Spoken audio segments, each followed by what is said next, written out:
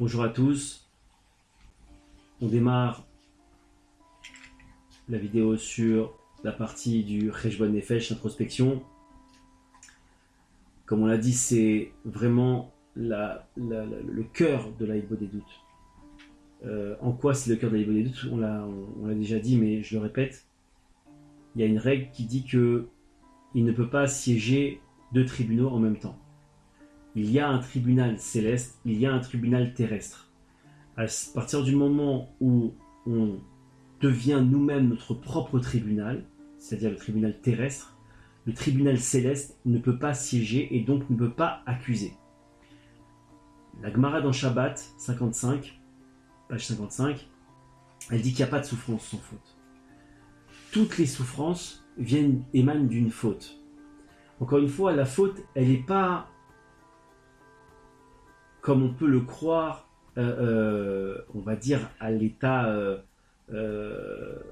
brut, c'est-à-dire une faute, le type il a tué, il a volé, etc. Il faut aller plus loin que ça, et c'est important qu'on le souligne surtout dans cette partie-là. Il y a une seule faute. Une seule faute. Elle date d'Adam Arishon, du premier homme, et on la trimballe depuis Adam Arishon. Cette faute, elle est un manque d'émouna en Hachem, un manque de foi en Hachem.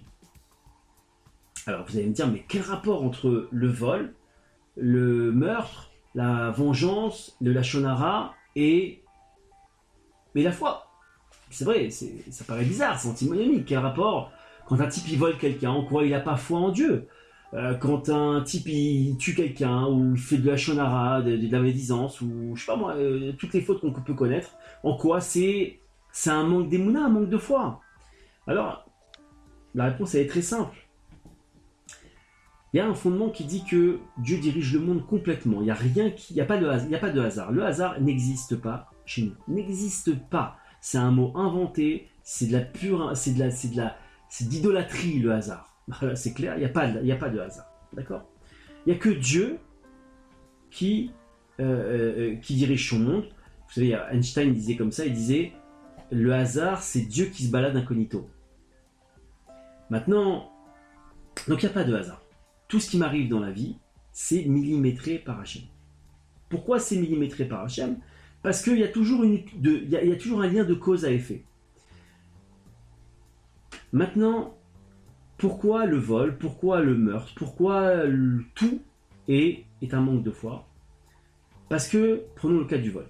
Un type qui vole, d'une certaine manière, il aurait dû avoir à la foi que Dieu, à Rosh Hashanah, au Nouvel An, d'accord, il a déjà décrété que il allait recevoir une certaine somme étalée sur l'année, peut-être en un seul coup, peu importe. Et ce type-là, qu'est-ce qu'il a voulu faire? Il a voulu aller plus vite que la musique, il a voulu court-circuiter Hachem, il s'est dit, moi, je sais comment gagner de l'argent rapidement, j'ai besoin de personne, entre guillemets, j'ai pas besoin de Dieu. Moi, et qu'est-ce que je vais faire? Je vais aller plus vite que la musique, je vais voler. Donc qu'est-ce qu'il fait? Il a cru qu'il pouvait court-circuiter Hachem, il a cru que, d'une certaine manière, Hachem n'existait pas, que les comptes d'Hachem n'existaient pas, et il s'est dit, je vais me faire mon argent tout seul.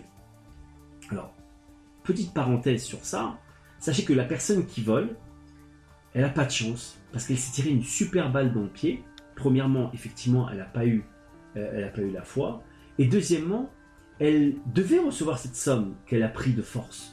Le problème maintenant, c'est que comme elle a pris cette somme de force, elle a endommagé cette somme. Elle a, on va dire, vérolé cette somme. Donc cette somme n'a aucune bénédiction, aucune bracha dessus. Ce qui veut dire quoi? Ce qui veut dire qu'il va la perdre. Au lieu de faire que cette somme elle se fructifie, qu'elle devienne, elle soit bénéfique, qu'il puisse faire des mitzvot avec, qu'il puisse même acheter des choses avec, etc. Et bien ce type-là, il va avoir fait son braquage à $1 million, mais le problème c'est que il va avoir à côté de l'argent qu'il va perdre, il va avoir des contrôles fiscaux, il doit avoir, j'en sais rien, tout ce qu'il peut avoir qui fait qu'un type il avait et finalement il a plus et il comprend pas pourquoi. Donc le vol, oui, c'est ça. Le meurtre, par exemple, même chose. Le meurtre, c'est quoi? C'est une personne qui a vu qu'une autre lui a fait du mal et il décide de faire justice lui-même. Mais faire justice nous-mêmes, ça veut dire qu'on considère qu'il n'y a pas de juge. Pourtant, il n'y a qu'un seul juge dans le monde, c'est Hachem. Donc celui qui fait justice par lui-même, il a donc déjà transgressé, on va dire ça comme ça, la notion de foi en Hachem, que Hachem dirige son monde. La vengeance, même chose. Le Lachon Hara. Tiens, parlons du Lachon Hara, de la médisance, qui est, au passage, comme le dit le Rav Arush, une des raisons de pourquoi le corona nous touche. Quand on fait du Lachon Hara, il faut prendre conscience qu'il y a une règle, qui est écrite dans la Torah d'ailleurs, qui est écrite dans la paracha avec Tranan. Je vous invite à regarder. C'est écrit dans la Torah, c'est pas une invention, c'est pas un slogan publicitaire. Il est écrit En od milevado. Il n'y a rien d'autre que lui. Ça veut dire quoi, il n'y a rien d'autre que lui? Ça veut dire que, comme on l'a dit, tout est dirigé par lui, mais que même les êtres humains, les actions des êtres humains qu'on a en face de nous, sont dirigées par Dieu. En fait, c'est Dieu qui injecte l'énergie dans cette personne pour faire un acte, d'accord? Donc, comme une personne, elle va critiquer une autre personne, ou mal parler d'une autre personne, ou colporter sur quelque chose sur une autre personne, en 2 mots, elle colporte sur Hachem lui-même. Donc, le fait qu'elle ose colporter quelque chose sur une personne, c'est déjà qu'elle ne croit pas que Hachem incarne cette personne et dirige tout. Parce que si on lui avait dit, tu sais, avant que tu parles sur cette personne, tu sais que elle n'existe pas, hein. Je te rappelle que Enon Milevado, hein, qu'il n'y a que lui, hein, et que cette personne-là, c'est Dieu. Tu veux parler sur elle? Ah non. Donc le fait qu'on parle, c'est déjà que on a déjà retiré de l'échiquier que Hachem il dirige tout. D'accord? Et qu'il incarne tout. Donc, je vous ai montré dans ces différents types, dans ces différents cas, dans ces différentes fautes, que oui, la racine de tout ça, c'est un manque de foi. D'accord? Le type, par exemple, un autre exemple, le type qui aurait la colère. La colère, même chose. C'est à peu près le même raisonnement que le Lachon Hara, la médisance. Encore une fois, si la personne qui est en face de lui, c'est Hachem qui est à l'intérieur, si je puis dire, qui la dirige, alors quand il s'énerve après cette personne, d'une certaine manière, il s'énerve après Hachem. Mais si on lui avait dit, ah, tu sais, cette personne-là, c'est Hachem, tu vas t'énerver maintenant ou pas? Ah non, il l'aurait pas fait. Donc on voit que c'est un oubli. Donc c'est un manque de foi. C'est un oubli, c'est un retrait de la foi, de l'existence de Dieu dans l'échiquier de notre vie. Bon. Donc là, on a vu un spectre assez large de fautes. Il y en a plein, d'accord? Mais en fait, vous pouvez faire le même calcul que je viens de faire sur toutes les fautes qui nous touchent, et vous verrez qu'à chaque fois, on retombe sur la même chose. On a retiré Dieu de notre vie. On a retiré Dieu de la scène. On vit un scénario d'illusion que, Chasvé Shalom, Dieu est dans les cieux, et ici-bas, on se débrouille entre hommes. C'est une vision complètement bidon qui sort de nulle part, qu'on nous a inculqué dans une société avec des... Je sais pas sur quelle base c'est, peu importe, je suis pas là pour juger. Même ça, c'est Hachem qui l'a mis en place. Maintenant, nous, on doit redresser la barre. Aujourd'hui, c'est ça qu'on doit faire dans notre Cheshbon Nefesh, notre introspection. C'est de repartir, de partir de là, en souvenir, on va dire ça comme ça, en flashback, de la foi, de la dernière Ilbo des doutes qu'on a fait, c'est-à-dire celle de la veille, de la Hachem, si on le fait tous les jours, c'est super. Et passer au crible toutes les actions qu'on a pu faire durant la journée jusqu'au moment T où on est en train de reparler à Hachem. Et repasser ces actions, c'est se dire, ok, le matin, j'ai fait ça. Alors, je vous donne un petit conseil qui est pas mal. C'est un exercice qu'on fait en PNL, en programmation neurolinguistique, qui s'appelle de faire ce qu'on appelle une ligne imaginaire du temps. très pratique au passage pour le Cheshbon Nefesh. Vous imaginez, vous vous mettez debout, vous imaginez que sur le sol, vous avez une ligne imaginaire du temps, et vous faites en sorte de revenir, vous marchez où vous sentez que c'est le bon endroit, où vous revenez au moment, à la veille, à la fin de votre Hitbodedut des doutes de la veille.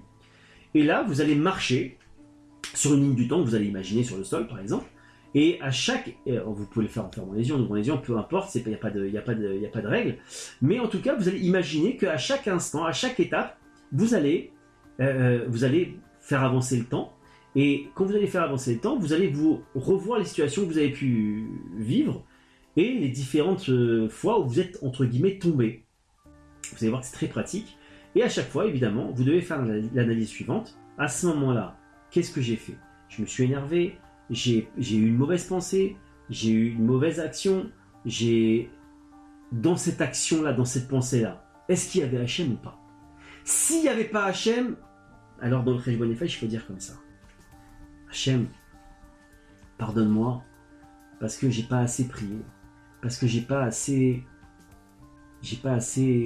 étudié pour avoir la foi que, prenons le cas de la colère par exemple, j'avais pas assez la foi que tu étais partout, que même cette personne-là c'est toi, que lui n'existe pas, qu'il n'y a que toi, et je sais, c'est pour ça que je suis tombé, parce que j'ai encore imaginé que lui existait alors qu'il n'y a que toi, et si j'avais su vraiment, si j'avais eu vraiment la foi que tu existais, que rien n'existe hormis toi, et qu'il n'y a que toi, alors jamais je me serais mis en colère. Et Hachem, moi je voulais pas me mettre en colère. Je t'en prie Hachem, donne-moi la foi de pas être de voir que toi, de croire d'une foi parfaite qu'il y a que toi dans le monde, que les personnes n'existent pas, ma femme, mon voisin, la police, le corona n'existe pas, Hachem, il y a que toi, je t'en supplie, donne-moi cette foi. Je t'en supplie Hachem, le supplier comme un fou, comprendre que c'est vital, comprendre que c'est ça qui nous connecte à Dieu, et que c'est ça qui clôture là-haut le tribunal céleste. Parce que quand on a fait bien notre Cheshbon Nefesh, quand on a bien parlé, quand on a bien exprimé notre regret, qu'on voulait pas, Bémet Hachem, je voulais pas m'énerver, je sais que je tombe tout le temps là-dedans, je t'en supplie, je veux pas, c'est Yatzerara qui m'a eu, mais je t'en prie, ne me lâche pas, parce que sans toi, je suis comme un enfant qui peut pas marcher, et je suis un petit enfant qui sait pas marcher, que j'arrive à marcher que quand tu me prends la main, et il y a que toi qui peux battre le Yatzerara, je t'en supplie, Boréolam, je t'en supplie Hachem, retire-moi cette colère qui me pollue, qui m'éloigne de toi, je veux que toi, je veux voir que toi, je veux plus voir les hommes. Ça, c'est un Cheshbon Nefesh. Ça, à chaque fois que vous allez faire ce Cheshbon Nefesh-là, vous allez couper l'herbe sous le pied du tribunal céleste, des anges accusateurs. C'est le meilleur bouclier contre tout, contre le coronavirus, contre les contrôles fiscaux, contre les peurs, contre tout. Celui qui a la foi, il n'a aucune peur. Ceux qui ont peur du corona, ceux qui ont peur de tout, sachez que c'est, Rabbi Nachman il dit comme ça, c'est un problème de foi. Celui qui corrige sa foi, il a plus peur. Comment on corrige sa foi? Par le Cheshbon Nefesh et par la prière, qu'on ne veut plus voir qu'Hachem partout, dans tout. Donc Bezrat Hachem, qu'on puisse chacun d'entre nous faire un excellent Cheshbon Nefesh, une excellente introspection comme il faut, et de voir Hachem, et voir Hachem partout, et oublier toute cette illusion qui nous entoure, et comprendre que En On Milevado. Amen.